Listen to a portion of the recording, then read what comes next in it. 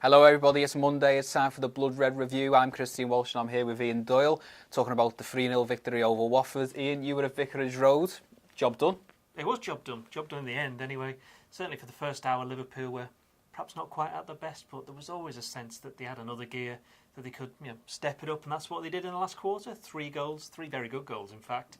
And I'd say probably one of Liverpool's best victories of the season, certainly in the Premier League. You say best victory, probably one of the best performances from Liverpool's front three as well. There's been a little bit of talk about them not firing in the same way that they did last season, but the first goal there, they all combined to put Liverpool ahead. Well, that's it. I mean, it's basically once Firmino got a bit of a grip on his position, because as we know, he's been playing slightly deeper in the last couple of weeks in a 4-2-3-1, playing behind Mohamed Salah. What that has managed to do is get Salah back scoring again. Not that he ever wasn't scoring, but you can sense he's getting back towards what he was like last season. Firmino's second half, he set up the first goal, won the free kick for the second and nodded in the third. Of course, another talking point was the red card for Jordan Henderson. You wrote in your analysis piece, Doyle, that it was a bit of a silly 2 bookings to give away.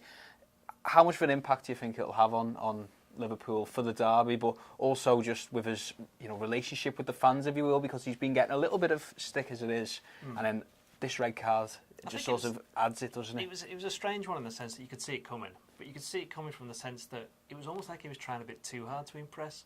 But Klopp saw it coming because Fabinho was about to come on. Yeah. I mean, referee John Moss, he just had a word literally a few seconds early because I think he'd done a slight foul, just given away a free kick.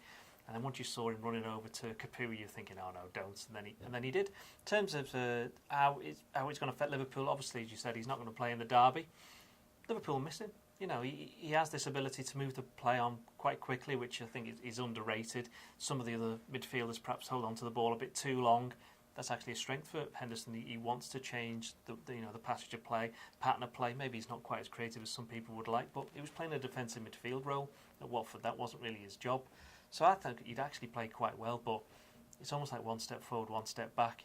He's not played much over the past month, and now he's going to miss a game through no fault other than his own. And thoughts now turn to the trip to Paris. Liverpool will fly out there tomorrow afternoon. Big game, huge game. It's a big game, yes.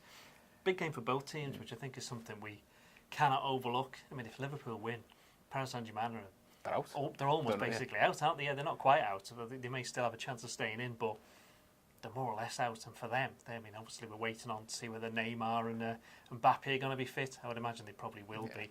They just get them out there because they need them. And Liverpool, I think it's an interesting one really, because the way that the group is, a draw or a defeat makes no difference to Liverpool. It still means that they've got to beat Napoli in the last game, but if they win, they're through. So I suspect Liverpool might go for it. I don't think there'll be any messing about. I think Liverpool, Klopp will go first choice team, everybody in there, go for it. And of course, you talk about big games. One is looming on Sunday as well as the Merseyside derby. I mean, just talk about that for a moment. But also, what a week for Liverpool. So they kick off with a 3-0 victory at Vicarage Road. Then you go Paris Saint-Germain, and then you go Everton. It's not necessarily season defining, but it's a huge couple of games for Liverpool. Well, given the fact that Liverpool are challenging for the Premier League and want to make big inroads into the Champions League, every week is a big week. But some weeks are slightly bigger than others. And if you're playing Paris Saint-Germain, who are a team who've only lost one game all season, which of course was against Liverpool, and then you're playing Everton, who are resurgent and will be looking for that first derby win at Anfield in nearly 20 years, it's a massive week. But I think these are exactly the kind of games that if you're a Liverpool player, it's what you want. Thanks very much, Ian. Let us know what you think. You give us a comment below. Best of luck. Edit that part out.